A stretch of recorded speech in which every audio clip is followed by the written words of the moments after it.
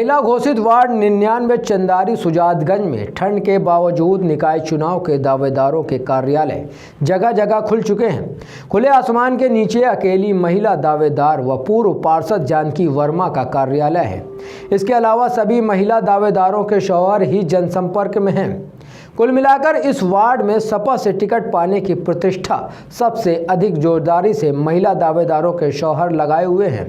हालांकि टिकट चयन में जिस तरह से समाजवादी पार्टी ने आजीवन सदस्यता 20,000 का डोनेशन कर दिया है, उससे ज़मीनी गरीब दावेदार तो नई नियमावली से दावेदारी छोड़ भाग सकते हैं। कुल मिलाकर पार्टी टिकट किसे देती है, ये समय की गर्त में है। हालांकि इस बार जिस तरह से रूमा अफसर की प्रतिभाओं की चर्चाएं पूरे क्षेत्र में जोरदारी से हैं, उससे पूरे वार्ड में वो अकेली सबसे शिक्षित व सोशल एक्टिविटीज़ से जुड़ी दावेदार दिख रही हैं। जी, मेरा नाम मोहम्मद अफसर है। मैं वार्ड 99 चंदारी सुजातगंज से पार्षद प्रत्याशी।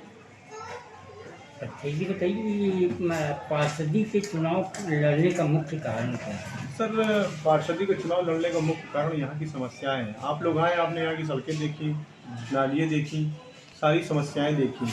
हमारा क्षेत्र जो है वो एक तरीके से बिल्कुल टापू बन गया है। यहाँ कोई सुविधा नाम की चीज़ ही नहीं है। सपा के यहाँ पे कई दावेदार और सपा बसपा के विलय से एक दावेदार हो बढ़ गई पूर्व पार्षद।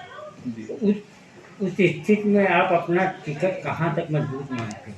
सर, पूर्व पार्षद की आप बात करें तो आप फील्ड में जाइए, उनके बारे में ज़रा पता करिए कि वो 5 साल उन्होंने क्या किया।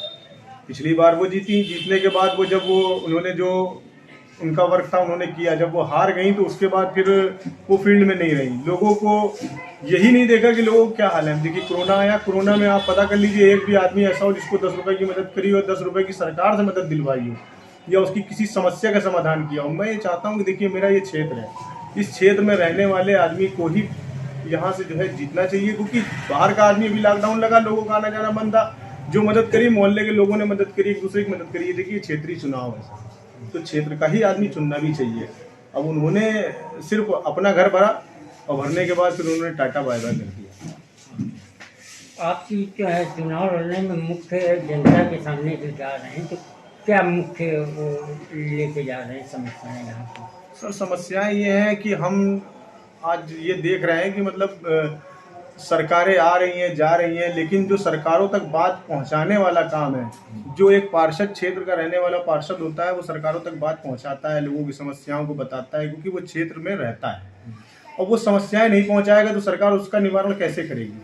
तो हमें उसको समस्याओं को यहाँ से उठा करके लोगों तक पहुँचाना है, क्योंकि हम यहाँ रहे हैं, यहाँ पढ़े हैं, भले यहाँ हमने अपनी पूरी ज़िंदगी काटी है। हमने लोगों को समझा, एक एक समस्या हम जानते हैं, तो हम लोगों तक आसानी से लोगों की समस्याएं जो सरकार तक पहुंचा सकते हैं। ये यहाँ से 4 बार से जो चुनाव हो रहे हैं वार्ड में, जी, तो उसमें एक पूर्व पार्षद और पार्षद की मुख्य लड़ाई हो रही है। तो ऐसे में आपको क्या लग रहा है कि इस बार जनता का फैसला क्या होगा? सर, जनता का फैसला ये होगा कि जो इससे पहले पूर्व पार्षद रहीं, उन्होंने जो वादे करे, उन वादों को देखते हुए जनता ने पिछले पार्षद थे उनको नकार दिया, उनको लेकर के आई। उन्होंने जो है उनकी जो विफलता थी उसकी वजह से उनको भी नकारा गया। उन्होंने क्षेत्र में जो लोगों की समस्याएं दूर नहीं करी, सिर्फ उन्होंने क्या किया, दलाली बढ़ा दी और लोगों को जो है मतलब भ्रमित करने का काम किया। उससे फिर जनता जब नाराज़ हुई तो फिर जनता ने उनको जो है सिरे से नकार दिया। दोबारा फिर से उनको लाया गया, क्योंकि उनके सामने कोई ऑप्शन था नहीं। अब की बार भी ऑप्शन ना होने की वजह से मैंने कहा ये फिर आ जाएंगे, ये तो यही कर रहे हैं, ये एक बार तुम्हारी बारी, एक बार हमारी बारी। मैंने कहा नहीं, अब नहीं होगा ऐसा। इसलिए मैंने निश्चय किया कि मैं चुनाव लड़ूंगा और लोगों की समस्या आगे पहुंचाऊंगा, जहां से उनका हल हो सके। वर्तमान पार्षद जो हैं विकास के बड़े बड़े दावे करते हैं, जिसमें जल सीवर समस्या, ये आपकी नज़रों में कहाँ तक उन्होंने काम किया है? सर, जल समस्या है, जल का तो अभी कुछ पता नहीं है। सीवर की समस्या उन्होंने जो हल करी थी वो आपने देखी रखी है। जगह जगह सीवर ब्लॉक हो गए हैं, सड़कों पे पानी आ रहा है, लोगों के घरों में पानी भर रहा है। ये उन्होंने हल किया है उसका।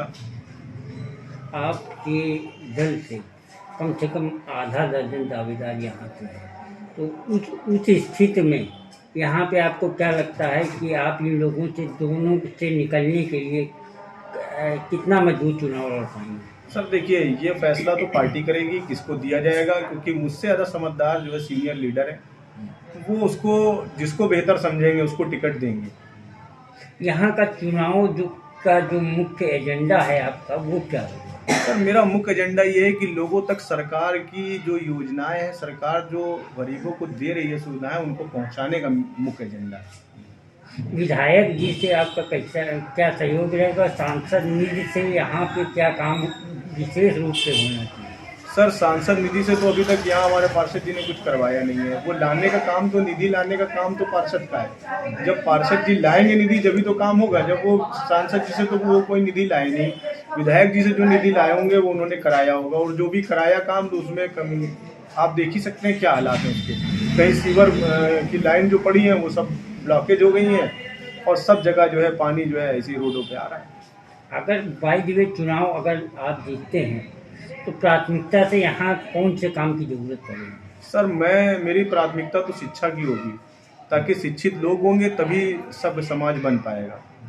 शिक्षा के लिए कुछ आपने विशेष काम इस दौरान किया हो तो बताइए। जी सर मैंने किया है। मैंने अपने क्षेत्र में एक ऐसा स्कूल बनाया जो एक इंग्लिश मीडियम स्कूल, जो जिसकी शिक्षा पाने के लिए हमारे क्षेत्र के बच्चे श्यामनगर जाते थे, वहाँ के स्कूलों में पढ़ते थे। आज ऊपर वाले का शुक्र है कि हमारे क्षेत्र के बच्चे 90% या 95% अपने ही क्षेत्र में हमारे ही स्कूल में पढ़ रहे हैं। ये स्कूल चलते हुए कितना समय हो गया? सर ये करीब हमारे लॉकडाउन से पहले हमने चालू कराया, करीब 4 साल हो गए।